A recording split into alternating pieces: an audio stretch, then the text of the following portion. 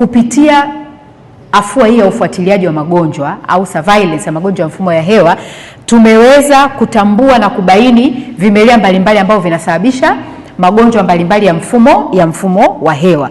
Na hatua hizo ndo zimetuwezesha sasa kuja na mikakati ni namna gani tunakabiliana na haya magonjwa mbalimbali ambayo yanatokana na maambukizi ya mfumo wa hewa. Matishio haya yamekuwa yanakuja mara kwa mara, na tunajua kwamba matishio haya hayagusi tu sekta ya afya, yanagusa pia na sekta nyingine.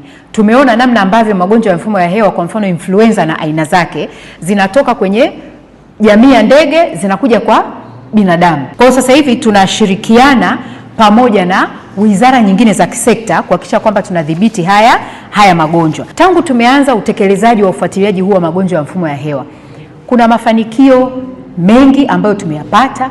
Tumeweza kutumia mfumo huo kufuatilia virusi vinavyoleta maambukizi ya mfumo wa hewa almost zaidi ya 10 sasa hivi. Tumekuwa tunagundua kwamba kumbe kuna aina nyingine pia ya virusi ambavyo vinasababisha hayo mafua ya msimu ambayo tunakuwa tunayapata. Kiacha hizo influenza, H1N1, lakini kuna flu B, kuna rhinoviruses na virusi vingine vingi vya aina nyingi ambavyo tumeweza kuvifuatilia.